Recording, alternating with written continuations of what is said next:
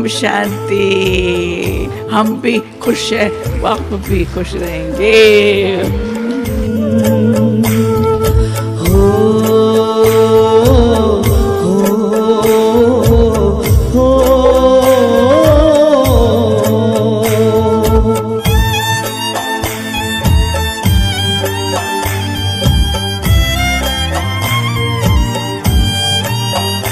दादी ओ मीठी दादी, किया हमको प्यार कितना। दादी ओ मीठी दादी, किया हमको प्यार कितना। कोई क्या दे सकेगा, दिया है दुलार जितना। बाबा कहते हैं मेरा एक एक रतन संपन्न बने। दुलार जितना दादी। जो बाबा की हम बच्चों में शुभ आशाएं हैं वो हम भी पूरी करके ही दिखाएंगे। दादी ओ मीठी दादी, किया हमको प्यार कितना। ओम शांति। Good morning. 6 मई 2022 प्रातः मुरली। मीठे बाबा के मधुर बोल। मीठे बच्चे, तुम ब्राह्मणों को ईश्वर की गोद मिली है, तुम्हें नशा रहना चाहिए। बाप ने इन तन द्वारा हमें अपना बनाया है। प्रश्न, बाप ने कौन सा दिव्य कर्तव्य किया है जिस कारण उनकी इतनी महिमा गाई हुई है? उत्तर, पतितों को पावन बनाना, सभी मनुष्यों को माया रावण की जंजीरों से छुड़ाना। यह दिव्य कर्तव्य एक बाप ही करते हैं। बेहद के बाप से ही बेहद सुख का वर्षा मिलता है, जो फिर आधा कल्प तक चलता है। सतयुग में है गोल्डन जुबली, त्रेता में है सिल्वर जुबली। वह सतो प्रधान, वह सतो, दोनों को ही सुखधाम कहा जाता है। ऐसे सुखधाम की स्थापना बाप ने की है, इसलिए उनकी महिमा गाई जाती है। गीत इंसाफ का मंदिर है, ये भगवान का घर है। ओम शांति। बाप और दादा मिल करके बच्चों को समझाते हैं। कभी बाप समझाते हैं, कभी दादा भी समझाते हैं, क्योंकि यह शरीर दादा का भी घर है। परम पिता परमात्मा तो रहते हैं परम धाम में। जरूर कोई समय में उनका यह भारत ही घर होता है। तब तो शिवरात्रि मनाई जाती है। शिव के बहुत मंदिर भी हैं, तो सिद्ध होता है कि भारत खंड में ही उनका आना होता है। पतित को पावन बनाने व सभी मनुष्यों को माया रावण की जंजीरों से छुड़ाने, क्योंकि अब रावण का राज्य है। रावण को जलाते भी भारत में है। शिवरात्रि और कृष्ण जयंती भी भारत में ही मनाते हैं। रावण का राज्य भी आधा कल्प चलता है। फिर बाप आते हैं पतितों को पावन बनाने। बस एक ही बार पावन बना देते हैं, फिर आते ही नहीं। बाप का नाम भारत में प्रसिद्ध है। जरूर कोई दिव्य कर्तव्य किया है, तब तो उनका नाम है। मनुष्य मनुष्य को तो पावन बना न सके। पतित पावन एक ही बाप को कहा जाता है। स्वर्ग नरक यह नाम भी भारत पर ही पड़ा है। भारत 5000 वर्ष पहले स्वर्ग था, उनको परिस्थान भी कहा जाता है। तो जरूर बाप से वर्षा मिला है। बाप अक्षर बहुत मीठा लगता है, उनसे ही बेहद सुख का वर्षा मिलता है, जो सुख आधा कल्प चलता है, जिसको गोल्डन जुबली सिल्वर जुबली मनाते हैं। जिसकी गोल्डन जुबली सिल्वर जुबली मनाते हैं। सतयुग को गोल्डन जुबली, त्रेता को सिल्वर जुबली कहते हैं। वह सतो प्रधान, वह सतो, दोनों को मिलाकर सुख धाम कहा जाता है। नंबर 1 है सूर्यवंशी, सेकंड नंबर चंद्रवंशी। बाप जब इस भारत खंड में आते हैं तो भारत को पावन बनाते हैं। फिर जब भक्ति शुरू होती है तो कलाएं कमती होती जाती है। झाड़ जर्जरीभूत तमो प्रधान बन जाता है। सब भक्त बन जाते हैं। साधु भी साधना करते हैं बाप को पाने के लिए, अर्थात मुक्ति, जीवन मुक्ति धाम जाने के लिए। आधा कल्प भक्ति करते हैं बाप को पाने के लिए। जब वह समय पूरा होता है तो फिर बाप आता है भक्तों को सुखी बनाने। सतयुग में तो सुख शांति संपत्ति सब है। वहाँ कभी अकाले मृत्यु नहीं होती है, कभी रोते पीटते नहीं। यह कौन समझाते हैं? बेहद का बाप, उनका नाम भी चाहिए ना। कलयुग में है ही अंधियारा, भक्ति मार्ग की ठोकरें खाते रहते हैं। स्वर्ग में तो दुख की बात होती नहीं, सब सुखी रहते हैं, इसलिए भगवान को पुकारते नहीं। सतयुग को सुख धाम, कलयुग को दुख धाम कहा जाता है। वल्लभाचारी वैष्णव लोग समझते हैं कि सतयुग में लक्ष्मी नारायण का राज्य था। यथा राजा रानी तथा प्रजा सुखी थे, उसको गोल्डन एज कहा जाता है। सतयुग से लेकर जो चक्र में आते हैं उनके ही 84 जन्म होंगे। बच्चों को समझाया है कि यह झाड़ है, सब पत्ते इकट्ठे नहीं आएंगे। सतयुग में एक ही आदि सनातन देवी देवता धर्म था, उनको हिंदू नहीं कहेंगे। देवी देवताएं तो सर्वगुण संपन्न 16 कला संपूर्ण गाए जाते हैं। जो उन्हों के पुजारी हैं तो वह जरूर उसी धर्म के होने चाहिए। क्रिश्चियन क्राइस्ट को याद करते तो उस धर्म के है ना। फिर भारतवासियों ने अपने देवी देवता धर्म का नाम क्यों गुम कर दिया है? तुम जानते हो, हम सो देवता थे, हम ही जन्म मरण में आते हैं। हम सो देवता क्षत्रिय बनते हैं, 84 जन्म लेते लेते अंत में आकर शूद्र बनते हैं। शूद्र से फिर ब्राह्मण बनना पड़े। ब्राह्मण बनते हैं ब्रह्मा की औलाद। सभी आत्माएं वास्तव में शिव की औलाद तो है ही। वह है बेहद का बाप। उनको परम पिता परमात्मा, ओ गॉड फादर अथवा हेवनली गॉड फादर कहा जाता है। वह है स्वर्ग का रचयिता। अब बुद्धि से बच्चों को काम लेना है। जबकि बाप स्वर्ग स्थापन करते हैं तो हम क्यों न नई दुनिया का वारिस बने? अब वह नई दुनिया पुरानी हो गई है, फिर नई दुनिया कैसे बनेगी? गांधी भी गाते थे ना कि नया राम राज्य हो, नया भारत हो। हम जानते हैं कि अब वह स्थापन हो रहा है। अभी तुम ब्राह्मणों को ईश्वरीय गोद मिली है। बेहद के बाप को अपना बनाया है प्रैक्टिकल में। ऐसे तो सब कहते रहते हैं, ओ गॉड फादर रहम करो, परंतु इस समय बाप ने आकर इस तन द्वारा तुमको अपना बनाया है। वह कलयुगी ब्राह्मण है, कुख की संतान। हम है ब्रह्मा मुख वंशावली। प्रजापिता ब्रह्मा ठहरा तब तो इतने बच्चे पैदा करेंगे ना। तो यह है मुख वंशावली। परम पिता परमात्मा ने अडॉप्ट किया है ब्रह्मा मुख द्वारा, तो गोया माता भी हो गई। तुम मात पिता हम बालक तेरे। ओ बाबा, आपने हमको ब्रह्मा मुख द्वारा अपना बनाया है। यह भी समझने की बातें हैं। ज्ञान सागर एक ही बाप है। ज्ञान से ही सद्गति अर्थात दिन होता है, अज्ञान से रात होती है।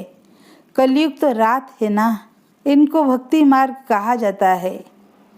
शास्त्र सब भक्ति मार्ग के हैं, उनसे कोई बाप के पास पहुंचने का रास्ता नहीं मिलता है। बाप आते ही हैं कल्प कल्प। शिवरात्रि मनाते हैं तो जरूर वह आते हैं। उनको अपना शरीर नहीं है। ब्रह्मा विष्णु शंकर को भी देवता कहा जाता है। ब्रह्मा देवता नमः, विष्णु देवता नमः, फिर शिव परमात्मा नमः। ब्रह्मा है इस साकार सिजरे का बड़ा, अभी प्रैक्टिकल में है। बाप आते ही है संगम पर, अभी यादव भी है, कौरव भी है और पांडव तो है योग बल वाले शक्ति सेना। तो अभी तुम बच्चे जानते हो शिव बाबा प्रैक्टिकल में ब्रह्मा तन में पधारा है। उस निराकार शिव का मंदिर भी है। शिवरात्रि मनाई जाती है, परंतु गवर्नमेंट ने शिव जयंती की छुट्टी भी निकाल दी है। औरों की जयंतियां मनाते रहते हैं। धर्म की ताकत तो है नहीं, इसीलिए अनराइटियस, अनलॉफुल, इनसॉल्वेंट बन पड़े हैं। औरों को प्योरिटी, नो पीस, ना प्रॉस्पेरिटी है। इसी ही भारत में 5000 वर्ष पहले जब गोल्डन जुबली थी तो प्योरिटी, पीस, प्रॉस्पेरिटी थी। कभी अकाले मृत्यु नहीं होता था। भारत जैसा ऊंच संपत्तिवान और कोई हो नहीं सकता। भारत खंड है सबसे ऊंच, पावन भी यह भारत तो पतित भी यह भारत बनता है। आदि सनातन देवी देवता धर्म वाले ही यह चक्कर लगाकर शूद्र वर्ण में आए, फिर शूद्र वर्ण से अब ब्राह्मण वर्ण में आए हो। देवताओं से भी ब्राह्मण वर्ण ऊंच चोटी पर है। सतयुगी देवताओं की जो महिमा है वह बाप की महिमा से अलग है। बाप को कहते हैं ज्ञान का सागर, आनंद का सागर। फिर देवताओं को कहेंगे सर्वगुण संपन्न, 16 कला संपूर्ण। वहाँ विकार की बात नहीं। शास्त्रों में तो बहुत गपोड़े लगा दिए हैं कि कृष्णपुरी में भी कंस, रावण आदि थे। वास्तव में तो इस समय कंसपुरी है, फिर सतयुग में होगी कृष्णपुरी। यह है संगम।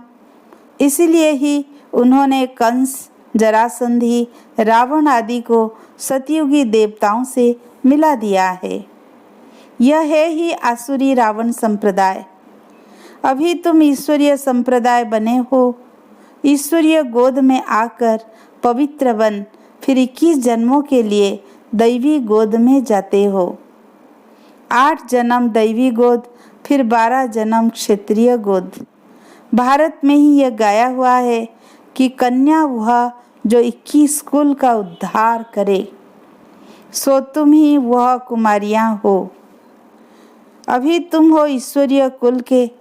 दादा है शिव बाबा, बाप है ब्रह्मा। तुम हो ब्रह्मा कुमार कुमारियां।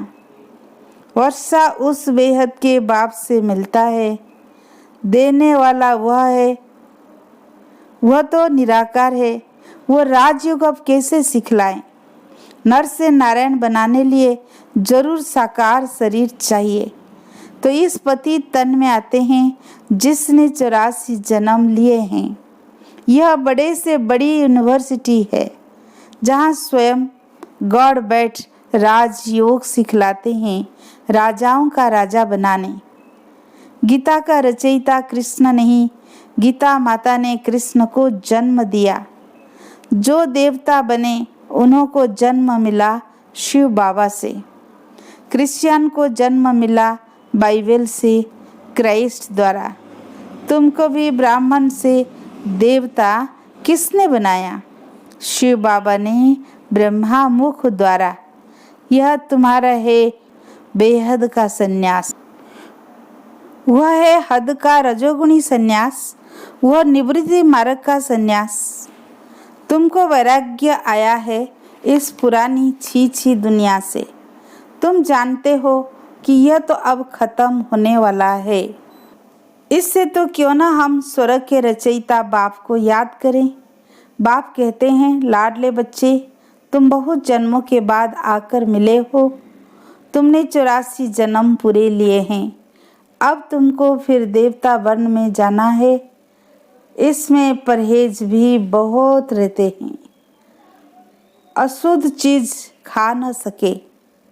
बाप कहते हैं, मैं संगम पर आता ही हूँ मूत पलित कपड़ों को पावन बनाने। अब मौत सामने खड़ा है, यादव कौरव और पांडव भी हैं तो जरूर पांडवपति भी होगा। पांडवपति पिता परमात्मा को ही कहेंगे। तुम फिर हो पंडे, राह बताते हो सुख धाम शांति धाम की, इसलिए तुमको पांडव शिव शक्ति सेना कहा जाता है। यादव यूरोपवासी तो अपने ही कुल का नाश करते हैं। भारत में है पांडव और कौरव, जिनके लिए कहते हैं कि असुर और देवताओं की युद्ध चली। तुम अभी तो देवता नहीं हो, बनना है। श्रीमत से तुम स्वर्ग के मालिक बनते हो, बाकी सबकी है आसुरी रावण मत। आधा कल्प रावण की मत चलती है। अभी तो सारी दुनिया तमो प्रधान है।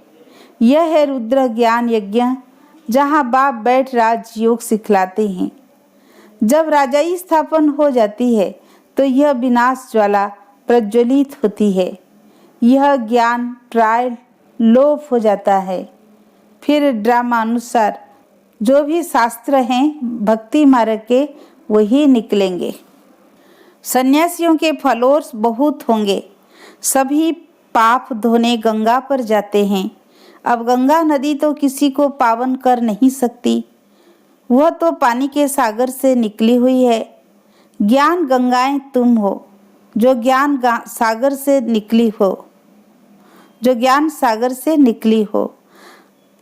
बाकी गंगा कोई पतित पावनी होती नहीं है।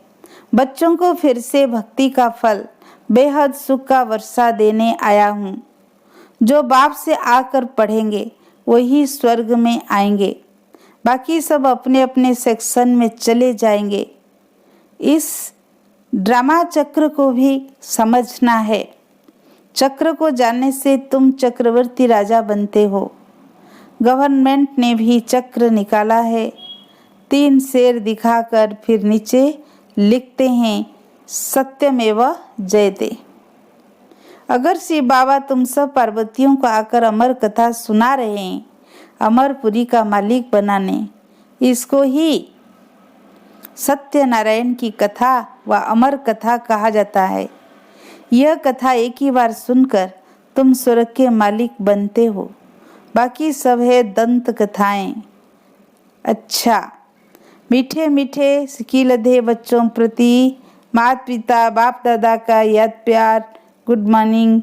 रूहानी बाप की रूहानी बच्चों को नमस्ते। हम रूहानी बच्चों की रूहानी बाप दादा को याद प्यार, गुड मॉर्निंग, नमस्ते नमस्ते। शुक्रिया प्यारे बाप दादा को, शुक्रिया शुक्रिया। धारणा के लिए मुख्य सार। फर्स्ट पॉइंट, देवता वर्ण में जाने के लिए भोजन की बहुत परहेज रखनी है। कोई भी अशुद्ध चीज नहीं खानी है। सेकेंड पॉइंट, इस पुरानी छी दुनिया जो कि अब खत्म होने वाली है, इससे बेहद का वैराग्य रख स्वर्ग के रचयिता बाप को याद करना है। आज का वरदान, अपनी शक्तियों व गुणों द्वारा निर्बल को शक्तिवान बनाने वाले श्रेष्ठ दानी व सहयोगी भव। अपनी शक्तियों व गुणों द्वारा निर्बल को शक्तिवान बनाने वाले श्रेष्ठ दानी व सहयोगी भव। श्रेष्ठ स्थिति वाले सपूत बच्चों की सर्व शक्तियाँ और सर्व गुण समय प्रमाण सदा सहयोगी रहते हैं। उनकी सेवा का विशेष स्वरूप है बाप द्वारा प्राप्त गुणों और शक्तियों का अज्ञानी आत्माओं को दान और ब्राह्मण आत्माओं को सहयोग देना। निर्बल को शक्तिवान बनाना, यह है श्रेष्ठ दान व सहयोग। जिससे वाणी द्वारा व मनसा द्वारा सेवा करते हो, ऐसे प्राप्त हुए गुणों और शक्तियों का सहयोग अन्य आत्माओं को दो, प्राप्ति कराओ। स्लोगन, जो दृढ़ निश्चय से भाग्य को निश्चित कर देते हैं वही सदा निश्चिंत रहते हैं। अच्छा, ओम शांति।